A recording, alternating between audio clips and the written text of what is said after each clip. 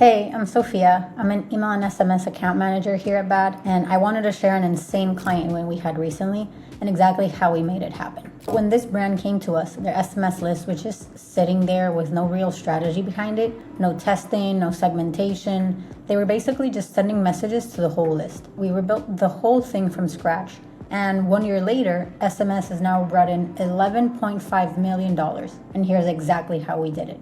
One of our clients, they were unattentive, and then last year, March 2025 to be precise, they joined on Postscript because we nudged them to do that. In just the year that we've had them on Postscript, we've generated 11.5 million in SMS revenue, which I think is a pretty banger number. So basically, when we took over this account, like I said, we were unattentive. It was not the platform, and the strategy that the client had was not basically where we wanted it to be. So we were asking ourselves, how do we make customers really enjoy this? How do we make SMS play the part with what we're doing in email and social media as well? SMS was super easy. Client from the get-go told us we want to be trendy. We want to be able to just basically have a conversation with people. And that was perfect. So we transformed the SMS platform from just like a discount channel into really like a relationship, to the point that people actually respond to these messages. That's an example of a message that we're sending. It's super trendy, and it really is what the client likes to do. People react super well. That SMS generated north of $30,000, I believe. Yeah, 32. Basically, what makes it bad is we're not using SMS as a discount channel, like I said. We're treating it like it's its own social platform. Let's actually talk about what's going on in the world and how do we relate it back to the brand. Some examples there are Spotify Wrapped, spending your money on the oils, girl math to the right. How did we do it? Phase one was we rebuilt the entire foundation. When we migrated to Postscript, we redid everything. So all the flows, all the abandonment, it wasn't only just the technical side, it was also the copy.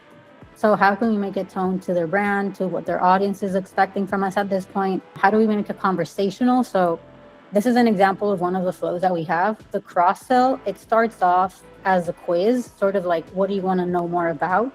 And then it filters off based on what the customer is actually responding. So it makes it a lot more interactive, a lot more personalized, and targeted to what they want to see.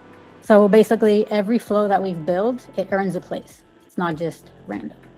Phase two is, like I said, we change it into a conversation. So we were like, how do we change how the brand communicates to SMS? Like I've been saying, we use memes, we use pop culture, we use trending moments, inside jokes, anything that people are talking about, we want to talk about it on text. So we're not just selling the product, we're really making the brand feel fun and relatable. This is another one. If you zoom in, that's about the Met Gala. We ask people, which look lives rent free, and then they answer them, and then we give them recommendations on what product to buy. Phase three was A/B testing. We're always just testing. Every month we have a new test, and whatever we learn from that test, we apply it to the next month, and so on and so forth. So it's all the time, new learnings, new data, and then we put it to the test on the next month, and then that's how we've been doing. So nothing is ever just finished, right? Our mindset has been everything can always be improved. There's always things to work on. Segmentation. So we've been a lot more thorough and a lot more mindful. We're not just sending to 120 day engaged. It's more who has been interacting with the brand or the website the last 30 days, who has viewed a product, who has spent less than, just like a lot more intentional, a lot more behavioral based, just so that people actually feel like we're not just targeting everyone, we're actually talking to the people that want to be talked to. And that's really brought us this far. And then my final results, 11.5 in a year, which is 79.5 in return on investment. And I think it's really good numbers that we've seen in just the year that we've basically been using this platform. And lastly, some core takeaways on why this is bad is you need to treat SMS like a conversation. It's not a billboard. Segmentation always beats volume. Optimization is never done. There's always something to improve, always something to test. And then lastly, build systems, not just one-off wins, because that's what the entire system depends on. Take a look at that pic. That SMS campaign in itself did $800,000.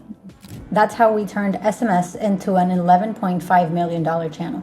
If you want to scale your email and SMS just like this, then there's a link in the description to work with us, and be sure to subscribe to the channel for more breakdowns like this one. Thank you so much for watching, and see you in the next one.